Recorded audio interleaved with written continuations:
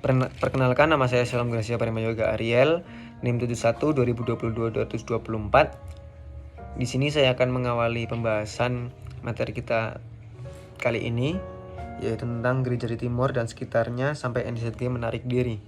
Ada beberapa masalah yang akan kita bahas, mulai dari metodenya, kemudian misinya, ada juga tantangan dan hubungan dengan perdagangan rempah-rempahnya. Kita akan masuk ke permasalahan yang pertama, yaitu metode. Sekitar pergantian abad ke-18, agama Kristen belum berakar kuat di Pulau Timur atau sekarang dikenal dengan Nusa Tenggara Timur. Walaupun kekristenan sudah dikenal di sana sejak 2,5 abad yang lalu, agama Kristen hanya tersebar di tengah-tengah orang Rote dan di kalangan Indo-Eropa, di Kupang dan di Babau. Pada tahun 1819, pemerintah Belanda mengangkat seorang yang memiliki peran penting dalam penyebaran Injil di Pulau Timur. Tokoh tersebut bernama Le Brugin. Dalam pekerjaannya, Le Brugin mengikuti pola Kam dan Hellendoorn, tokoh sebelumnya. Ia membangun kembali jemaat-jemaat yang sudah ada, terutama jemaat di Kupang melalui khotbah-khotbah, pertemuan-pertemuan doa, katekisasi, dan dengan jalan mendirikan sekolah-sekolah dan menyediakan bacaan-bacaan Kristen. Secara khusus, ia menerjemahkan sejumlah nyanyian pekabaran Injil yang diterbitkan NCZG di Belanda ke dalam bahasa Melayu. Dalam melakukan dan menjalankan misinya, Le Brugin sering menggunakan bahasa Melayu, dikarenakan hal itu telah menjadi sebuah kebiasaan sejak zaman VOC. Le Brugin memiliki tujuan, yaitu agar jemaat Kristen di Kupang menjadi pangkalan untuk pekabaran Injil. Di berbagai tempat juga telah didirikannya sekolah-sekolah dasar yang pada zaman itu dipandang sebagai suatu penginjilan yang utama. Tak lepas dari usahanya, dalam melakukan penginjilan, tantangan pun seringkali datang menghampiri. Le Brugin meninggal tidak lama sesudah utusan-utusan baru mulai bekerja. Selanjutnya dia digantikan oleh orang yang bernama Ter Linden. Namun setelah 3 tahun menggantikan Le Brugin, Ter Linden juga meninggal dunia. Kemudian penggantinya adalah orang-orang yang kurang bijaksana dan suka bertengkar. Akhirnya NCZG tidak mau lagi membuang uang bagi Nusa Tenggara Timur untuk pekabaran Injil karena dianggap percuma. Dan selanjutnya Timur dan pulau-pulau sekitarnya masuk dalam pelayanan GPI. Kemudian kita akan masuk ke misi pekabaran Injil Nusa Tenggara Timur.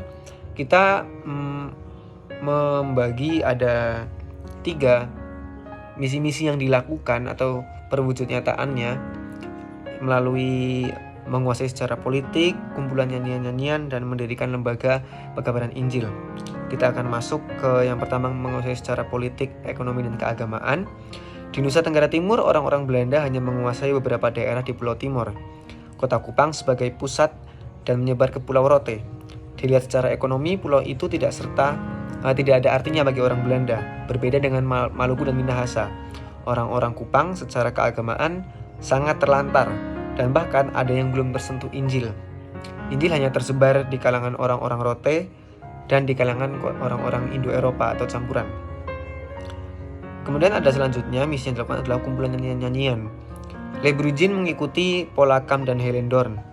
Ia membangun kembali jemaat-jemaat yang sudah ada, terutama yang ada di Kupang melalui khotbah-khotbah dan pertemuan-pertemuan doa. Ada juga katekisasi dan dengan jalan mendirikan sekolah-sekolah dan menyediakan bacaan-bacaan Kristen. Le Brugin juga mengartikan nyanyian-nyanyian NCZG yang diterbitkan dari Belanda, kemudian mengubahnya dengan bahasa Melayu dan menjadikannya lebih sederhana, kemudian dikumpulkan menjadi kumpulan mazmur-mazmur. Tujuan ini dilakukan oleh Le Brugin adalah untuk melihat sejauh mana jemaat memahami nyanyian-nyanyian yang mereka nyanyikan. Le Brugin tetap mengikuti jejak VOC. Ia tidak mau menggunakan bahasa asli atau bahasa daerah setempat, terkhusus bahasa Rote, apalagi bahasa orang Timur asli. Setelah nyanyian-nyanyian, ada juga misi yang diwujudkan dengan mendirikan lembaga pekabaran Injil. Maksud Le Brugin adalah supaya jemaat Kristen dari Kupang atau yang di Kupang menjadi pangkalan pekabaran Injil. Ia mendirikan beberapa lembaga pekabaran Injil dengan maksud supaya mereka menghabiskan waktu di dalam lembaga untuk melatih nyanyian-nyanyian, doa, dan lain-lain. Jemaat dari Rote lah yang memberikan sumbangan paling banyak untuk lembaga pekabaran Injil. Le Brugin juga melakukan pekabaran Injil ini bagi para budak yang ada di Kupang, dan ia didukung oleh pemerintah setempat. Jadi Le Brugin tidak bekerja sendiri, tapi dia juga didukung oleh pemerintah setempat. Masalah yang selanjutnya, kita akan masuk ke pekabaran Injil dan hubungan dengan perdagangan rempah-rempah di Nusa Tenggara Timur. Letak yang strategis dan kaya akan rempah-rempah membuat wilayah Nusa Tenggara Timur menjadi primadona bagi para pedagang di Eropa. Hal ini membuat para pedagang asing saling bersaing dan merebut wilayah Nusa Tenggara Timur. Kayu cendana itu menjadi komoditas utama yang diperdagangkan teman-teman. Pada abad 16, pada abad 16, Portugis melakukan ekspedisi ke Ternate dan Tidore. Dalam perjalanan ini, Portugis berkenalan dengan Solor dan Croesica. Bangsa Portugis tertarik dengan Pulau Solor. Tidak ada alasan lain yang lebih mendasar selain alasan perdagangan dan alasan ekonomis. Solor dikenal sebagai tempat penimbunan kayu cendana. Ketertarikan Portugis terhadap Pulau Solor dibuktikan dengan seorang saudagar Portugis untuk menetap dan wafat di Pulau Solor. Dia adalah Juan Suarez yang pernah membaptis Raja Solor. Pembaptisan ini menjadi awal dari misionaris di Solor. Baik Belanda maupun Portugis selain ingin menguasai Nusa Tenggara Timur, mereka juga memperluas pengaruhnya dalam hal politik, ekonomi, dan agama. Peninggalan kekuasaan mereka masih tergambar jelas melalui pengaruhnya terhadap kehidupan masyarakat Solor sendiri. Pengaruh tersebut pada akhirnya menyebabkan masyarakat Solor yang multikultur. Pada tahun 1910, mulailah babak baru dalam sejarah gereja di timur atau yang sekarang kita kenal dengan Nusa Tenggara Timur. Di timur, sama halnya dengan daerah-daerah lain yang ada di Nusantara, Belanda pun meninggalkan suatu kebijakan di mana masyarakat di pedalaman boleh hidup sesuai dengan caranya atau aturannya sendiri. Dan sekitar tahun 1905 sampai dengan tahun 1910, daerah timur didamaikan, di mana raja-raja boleh memimpin daerahnya, tetapi tetap dalam pengawasan kontroler Belanda. Kemudian di samping itu, gereja sendiri mulai bertindak secara agresif. Sesudah 1 abad lebih, akhirnya ditempatkan salah seorang pendeta Kupang. Dari pemerintah atau permintaan pendeta Kupang tersebut kepada pemerintah bahwa sekolah-sekolah desa akan diserahkan kepada gereja. Permintaan ini menghasilkan aturan yang disebut dengan aturan Timor atau Timor Regeling. Sekolah-sekolah rakyat akan diselenggarakan secara bersama dengan gereja atau oleh gereja, yang dimana pendeta Kupang tadi dan negara oleh presiden. Dan sekitar pada tahun 1928, akhirnya sekolah-sekolah ini malah menjadi milik gereja secara utuh. Dan dalam jangka waktu yang cukup panjang, terjadi perubahan lain lagi, khususnya berkat kegiatan pendeta bantu P. Middlecott, yaitu gereja mulai memperhatikan bahasa-bahasa daerahnya, yaitu bahasa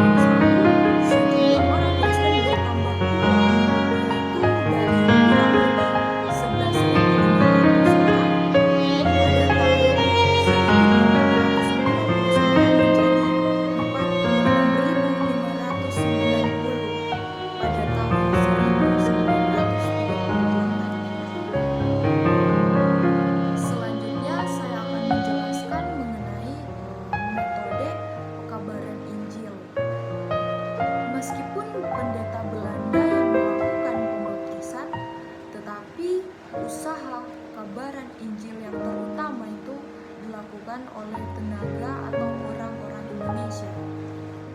Nah, berbicara mengenai metode pekabaran Injil, di sini saya akan menjelaskan beberapa metode yang sering digunakan. Yang pertama yaitu para penginjil masuk ke dalam rumah-rumah masyarakat yang ada di tempat itu. Memang masuk ke dalam rumah tersebut tidak memberikan suatu kepastian bahwa masyarakat langsung mengikuti atau mempercayai agama Kristen, tetapi melalui masuknya para penginjil tersebut ke dalam rumah masyarakat, setidaknya masyarakat jadi memiliki pengetahuan atau pemahaman bahwa adanya atau masuknya agama baru.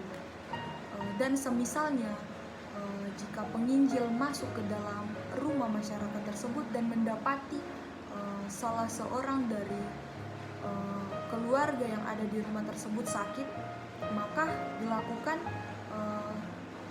metode yaitu mendoakan orang yang sakit.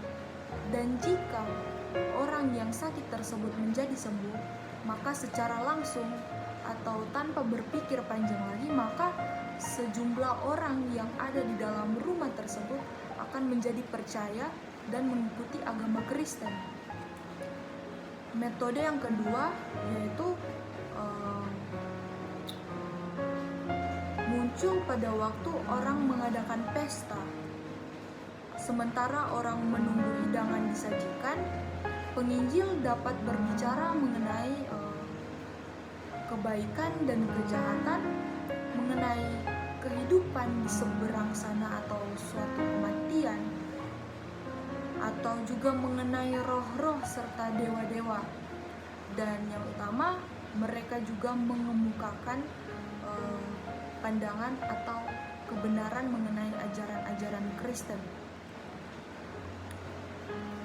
Dan metode yang sering digunakan juga dalam kabaran Injil tersebut ialah di mana memberikan peluang kepada masyarakat atau tenaga Indonesia, khususnya kebanyakan orang Rote, mereka menggunakan bahasanya.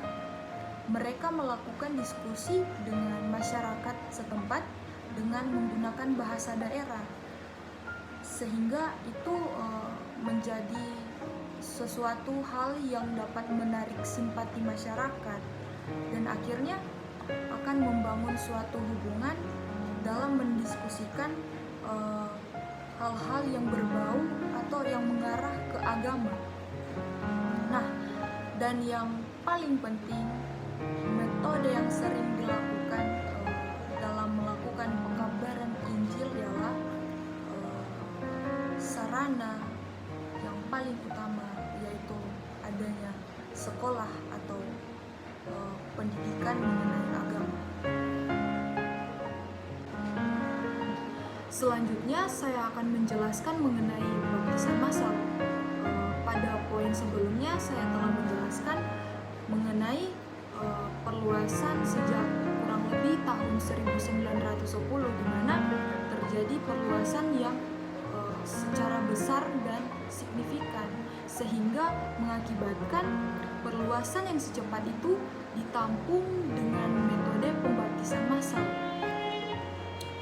Ciri massal dalam upacara pembaptisan tersebut sangat menonjol, sehingga kadangkala pendeta Belanda dalam melakukan ritual pembaptisan tersebut dapat menghabiskan kurang lebih 2 hari untuk membaptiskan masyarakat di dalam satu daerah atau satu tempat saja. Konon pernah tugas yang melelahkan ini akan dibuat menjadi ringan, di mana orang-orang yang ingin dibaptiskan dikumpul dalam suatu tempat dan disirami air secara bersamaan sambil mengucapkan rumus Trinitas.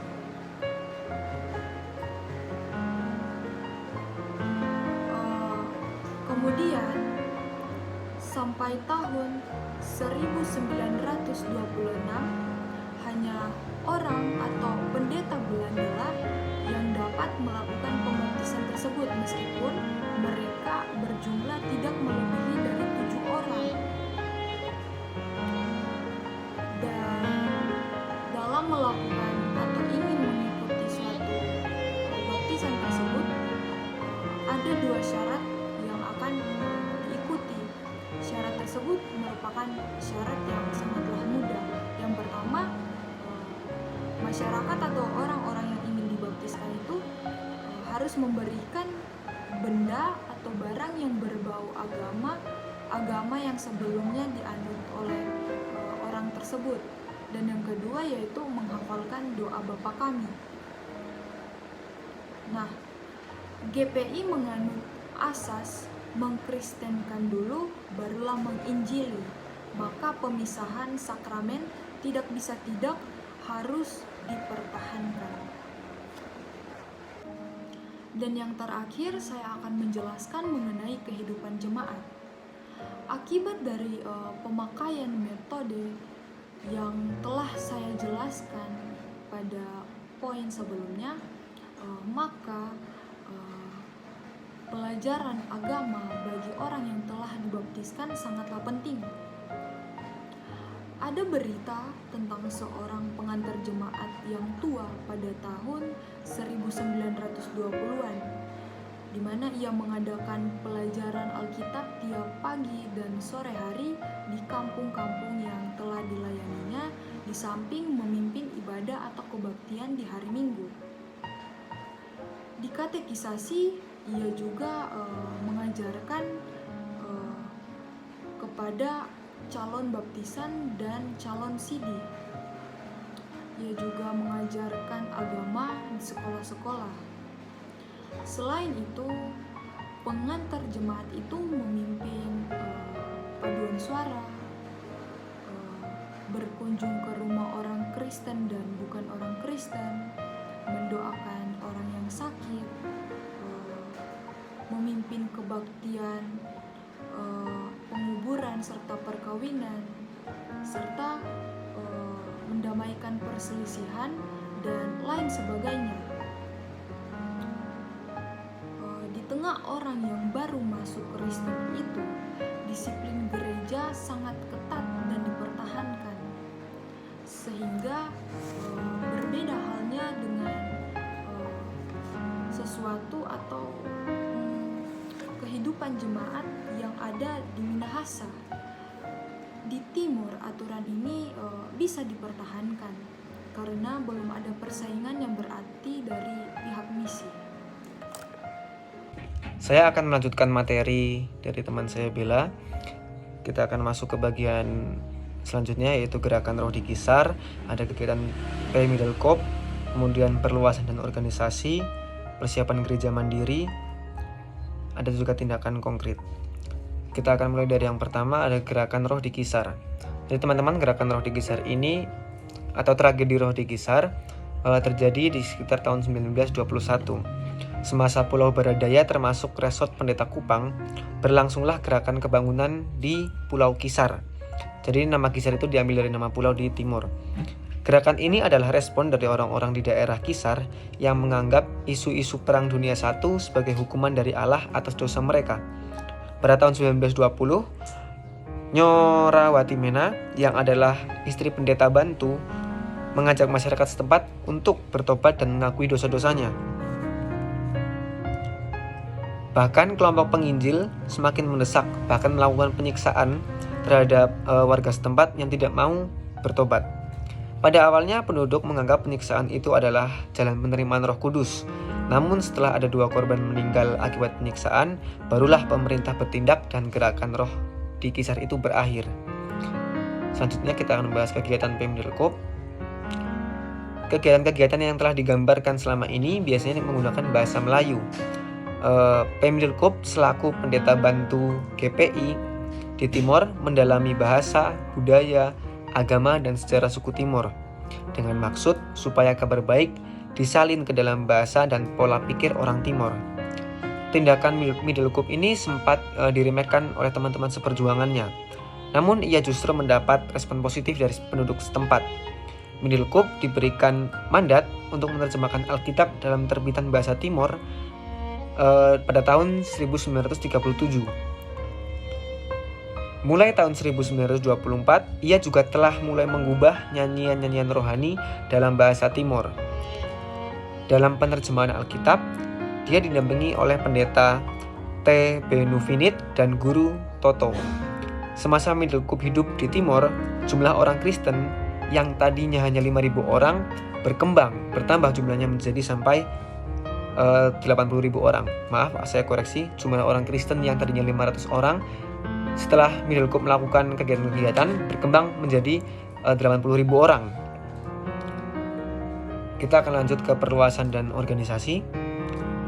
Jadi perluasan dan organisasi ini sangat erat kaitannya dengan misi-misi yang dilakukan oleh bangsa-bangsa Eropa untuk pekabaran Injil di Timor, termasuk mendirikan sekolah-sekolah. Kita akan fokus kepada metode perluasan dan organisasi yang diawali dengan sekolah. Jadi ada daerah yang bernama Baa di timur, yang di sana terdapat satu sekolah. Sekolah di Baa tidak mungkin mendidik sejumlah pendeta pribumi yang memadai. Akhirnya diangkat pula utusan Injil yang dididik oleh pendeta bantu. Pendeta bantu pun terpaksa dibantu lagi oleh pejabat pendeta bantu yang dipilih dari antara pendeta pribumi. Hal ini menyebabkan perluasan gereja yang pesat dan menyebabkan tangga hierarki yang bertambah panjang seperti di Maluku. Penatua dan diaken diangkat oleh pendeta. Di jemaat-jemaat tempat tidak ada anggota sidi, beberapa jemaat ditetapkan menjadi pembantu agama. Ada juga persiapan mandiri yang dilakukan, hampir sama seperti yang dilakukan di Minahasa dan Maluku. Semangat anti Belanda menjadi akar alasan kekristenan di Timor ingin berdiri sendiri. Timbul permusuhan terhadap kepala hierarki gereja di Timor, yaitu pendeta Kupang. Pengurus GPI menganggap Timor belum matang, tetapi sidang raya tahun 1933 berpendirian bahwa di Timor juga harus didirikan gereja mandiri. Para pendeta bantu yang mulai membangun gereja diwajibkan untuk membentuk Dewan Resort. Akhirnya pada tahun 1935, semua resort wajib memiliki Dewan Resort. Dewan-dewan itu tidak memiliki kewenangan khusus dan hanya berfungsi sebagai penasihat bagi para pendeta bantu. Saat itu jemaat-jemaat juga kurang mengerti hal-hal yang dilakukan oleh gereja. Ada juga perbedaan pandangan dari jemaat lama dan gereja dan juga jemaat baru.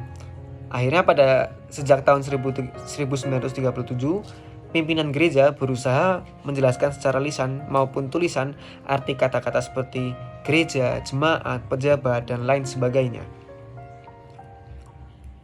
Kemudian ada juga tindakan konkret yang dilakukan di antara tahun 1938 sampai 1941. Pada tahun 1938 berkumpullah Perhimpunan Kelengkapan yang terdiri dari orang Belanda dan orang Indonesia. Rapat ini membahas segala keperluan untuk membangun gereja sendiri di Timor. Dana gereja Timor juga dipegang oleh majelis penolong yang bertanggung jawab kepada Perhimpunan Kelengkapan. Tahapan selanjutnya adalah menetapkan peraturan untuk majelis gereja. Unsur-unsur yang penting yang perlu diperhatikan dalam pengangkatan majelis gereja adalah: yang pertama, majelis yang diangkat dari jemaat maupun yang diangkat dari atas berhak mengutus wakil-wakil ke rapat klasis. Dari atas ini maksudnya dari pihak Belandanya, teman-teman. Kemudian yang kedua, semua penghantar jemaat sedapat mungkin akan diberikan hak melayankan sakramen. Yang ketiga, dalam jemaat hanya boleh ada diaken kalau memang ada kesempatan untuk memberi pelayanan diakonal. Jadi ketiga ketetapan tadi bermaksud untuk mengurangi kadar hierarki dalam gereja, namun dirasa perlu untuk memberi batasan kepada jemaat setempat. Pengurus sinode dan pengurus klasis diberi kewenangan yang cukup besar dalam hal pengangkatan pendeta serta dana jemaat. Materi selanjutnya akan dilanjutkan oleh teman saya. Oke, baik teman-teman, pada bagian ini saya akan menjelaskan tentang berdirinya Gemit, perluasan jemaat, kehidupan gereja, kebangunan rohani, gerakan roh dan gereja, dan Timur-Timur. Kita langsung saja. Gemit atau Gereja Masehi Injili Timur itu berdiri pada tanggal 31 Oktober tahun 1947. Gereja ini berdiri setelah diadakannya perundingan antara Proto Sinode dan pengurus GPI. Juga wilayah gereja ini meliputi antara Pulau Timur, Flores, Alor, Pantar, Rote, Sabu, dan terakhir Sumbawa. Nah, perlu juga kita ketahui teman-teman, ketua sinode pertama di Gemit ini bukanlah orang yang berasal dari Indonesia, melainkan seorang pendeta yang berasal dari Belanda. Dia menjabat selama kurang lebih 3 tahun, yaitu di antara tahun 1947 sampai dengan tahun 1950. Dan semua biaya kehidupan gereja ini masih ditanggung oleh pemerintah Belanda. Nah, pada tahun 1950 ketua sinode Gemit digantikan oleh pendeta Abineno yang berasal dari Indonesia. Oleh sebab itulah pemerintah Belanda akhirnya memberhentikan pembiayaan kepada gereja tersebut, Gemit, dan akhirnya Gemit itu berdiri sendiri, begitu teman-teman. Nah, sekitar tahun 1950 pertumbuhan gereja di sana lebih lambat daripada pertumbuhan penduduknya. Juga pada masa itu di kalangan umat atau jemaat di sana terdapat atau muncul sikap yang tidak peduli dan seperti masa bodoh terhadap pekabaran Injil. Sikap ini muncul akibat dari kepemimpinan GPI sebelumnya, yang dimana pemimpin dari GPI bertanggung jawab atas segala kegiatan yang berlangsung di gereja. Nah, juga pada tahun berikutnya Gemit mengalami perkembangan yang sangat pesat. Itu di tahun 1965, atau di tahun ini adalah merupakan munculnya gerakan G30 SPKI. Nah, karena munculnya gerakan tersebut, banyak orang-orang berdatangan ke gereja untuk mencari perlindungan. Juga faktor lainnya yang mempengaruhi berkembangnya jemaat di sana, yaitu dipengaruhi oleh Institut Injili di Indonesia, atau singkatannya III, yang berada di Batu Malang.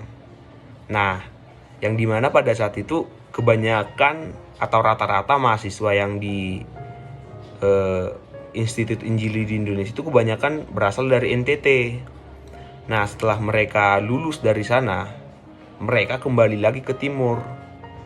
Nah, setelah kembali ke timur, mereka langsung membentuk tim-tim pekabar Injil dan berpusat di Soe. Akibat faktor-faktor tadilah pertumbuhan jemaat di gereja itu bertambah pesat. Nah, yang dimana seperti dikatakan di buku, pada tahun 1948 itu hanya sekitar 200.000 saja. Di tahun 1971 bertambah sekitar 517.000. Dan pada tahun 1997 jemaat Gemit telah berjumlah 1.075.000 orang. Nah, perlu kita ketahui juga pada tahun 1947 Gemit atau Gereja Masehi Injili Timur itu masih menggunakan sistem presbiterial, dengan bagian-bagian diantaranya yang berupa majelis jemaat, majelis klasis, dan terakhir majelis sinode. Tapi karena kurangnya pengalaman dalam sistem tersebut, hubungan antara ketiga majelis ini kurang baik. Juga di lain sisi banyak jemaat-jemaat gereja itu yang seperti kurang peduli terhadap ketetapan atau kewajiban yang sudah ada. Seperti contoh yaitu menyetor 10% terhadap menyetor 10% pendapatan kepada sinode. Nah, untuk menangani hal seperti tadi, akhirnya pemimpin gemit itu mendirikan latihan kader kesejahteraan yang tujuannya itu sebagai pusat pembangunan. Dan uang yang dihasilkan itu akan disetor kepada sinode. Tapi kebijakan ini tidak berlangsung lama dan tidak berhasil juga, dan akhirnya gagal. Sampai saat ini juga perlu kita ketahui, gemit belum berhasil untuk menyelesaikan halangan-halangan tersebut secara menyeluruh atau secara tuntas. Nah teman-teman, dengan pertumbuhan jemaat yang sangat pesat dan besar seperti yang saya katakan tadi, di antara tahun 1965 sampai 1969 terjadi gerakan kebangunan rohani di timur dan daerah sekitarnya. Oleh karena gerakan kebangunan rohani tersebut, akhirnya gemit sendiri maupun gereja-gereja yang di sekitarnya heboh akan hal tersebut. Juga perlu kita ketahui ya teman-teman, gerakan-gerakan seperti ini bukan yang pertama kali di timur. Gerakan seperti ini juga telah ada atau terjadi di timur pada tahun 1943 dan antara tahun 1963 sampai 1964. Juga pada peristiwa G30 SPKI, timur dilanda bencana kekeringan yang menyebabkan bahan pangan di sana sangat langka dan sulit untuk didapatkan. Nah, dalam keadaan tersebutlah kebangkitan atau kebangunan rohani terjadi di orang-orang yang di sana. Nah, para pemuda di Soe memanfaatkan hal tersebut untuk mengadakan seperti pertemuan doa, penelaahan Alkitab, dan juga seperti paduan suara. Dan juga mereka itu membentuk kelompok-kelompok yang tujuannya itu menyebarkan Injil.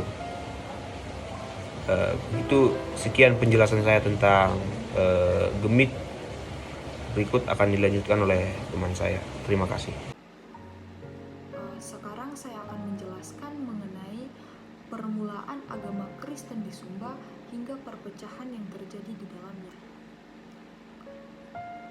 Permulaan agama Kristen di Sumba merupakan hasil dari upaya Residen Eser di Kupang, di mana dia memiliki jabatan atau dengan jabatannya itu sehingga dia juga memiliki urusan dengan Sumba. Kemudian Eser bersama Raja Sawu memiliki atau mempunyai ide, yaitu mereka mengatur transmigrasi masyarakat Sawu ke Sumba dengan harapan agar peperangan dan perampokan budak di sana berkurang. Namun Eser menyadari bahwa keadaan tidak akan membaik kecuali hati orang Sumba tersebut berubah, sehingga Eser mendesak lembaga-lembaga sending agar mengirim atau memulai pekabaran Injil di sana, sehingga pada tahun 1881 NGZV mengutus seorang sendeling yang bernama J.J. van Alpen untuk menginjil di Sumba. Namun sayang, masyarakat Sumba merupakan masyarakat yang sangat keras dan mereka tidak mau mendengarkan Injil, sehingga dengan berat hati misi Injil yang menetap di sana atau di daerah Sumba tersebut kemudian lebih memilih untuk mundur karena hasil yang didapatkan kurang memuaskan. Selanjutnya pada tahun 1902 Sumba menjadi lapangan bagi jemaat Gereformat di Belanda Utara. Kemudian pendidikan sekolah merupakan cabang sending atau cabang karya sending yang paling utama karena pemerintah telah menyerahkan kebijakan tersebut kepada sending. Sama halnya dengan Jawa sama halnya dengan di daerah Jawa, sekolah atau pendidikan merupakan sarana yang paling utama dalam pekabaran Injil tersebut. Seperti di tanah Jawa, sending Gereformat juga bermaksud menciptakan prasarana bagi gereja yang mandiri itu. Namun proses ini atau proses yang terjadi di Sumba sangat berbeda dengan proses yang terjadi di tanah Jawa, di mana proses yang terjadi di Sumba sendiri tidak secepat dengan proses yang terjadi di tanah Jawa. Nah, Kambaniru adalah jemaat orang Sawu yang kemudian pada tahun 1937 secara resmi jemaat Sumba berdiri sendiri dan pada masa itu terdapat 4.000 orang Kristen. Pada awal tahun 1946 pendeta sending kembali lagi ke Sumba di mana mengambil alih pimpinan yang ada di sana. Kemudian atas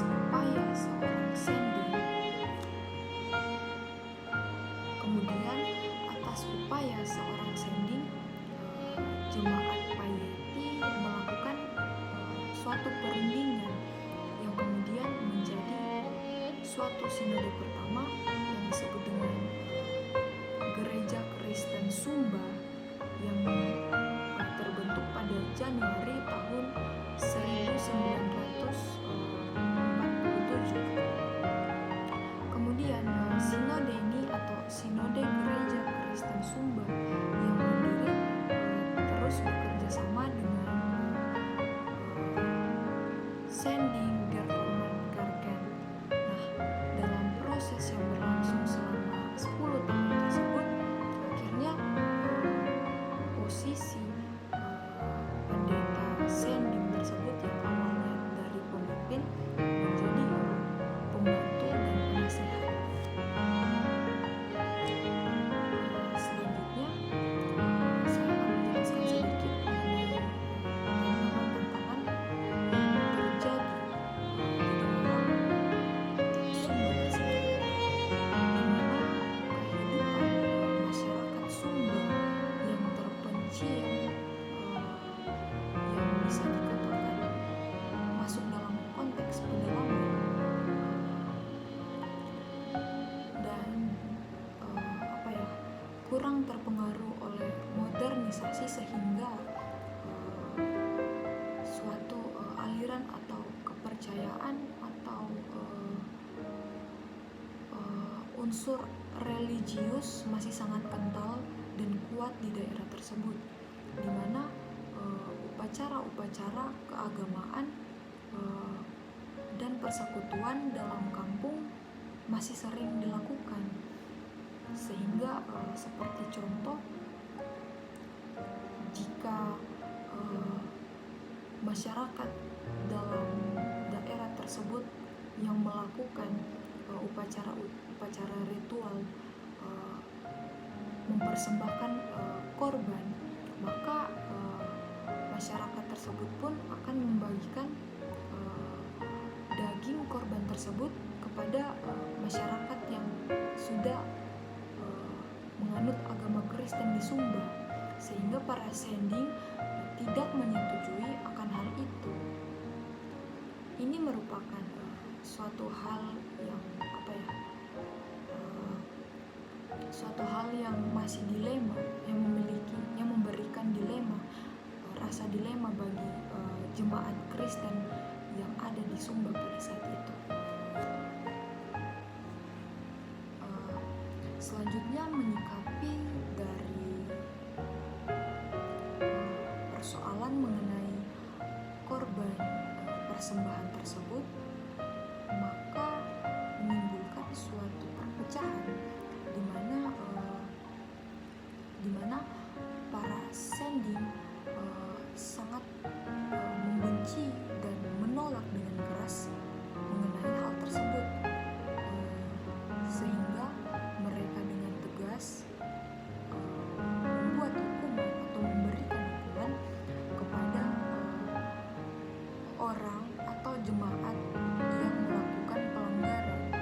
Nah, hal ini dianggap masyarakat atau pihak yang ada dari daerah Sumba tersebut sebagai suatu perusak jemaat, atau dengan jelasnya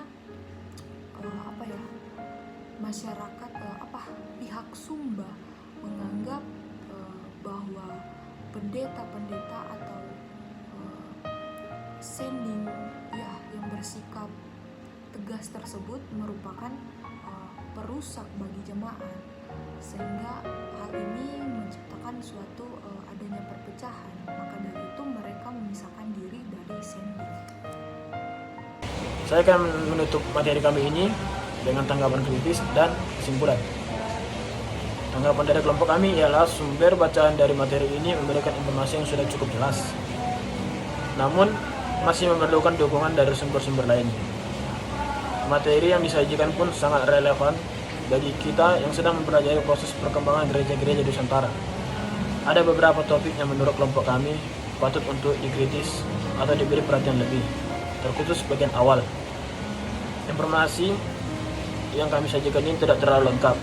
Setelah membaca materi ini, kami menjadi semakin mengerti bagaimana proses penggambaran Injil Nusantara, terkhususnya di NTT. Tantangan dan metode dalam penggambaran Injil tidak jauh berbeda dari apa yang dilakukan di daerah-daerah lainnya.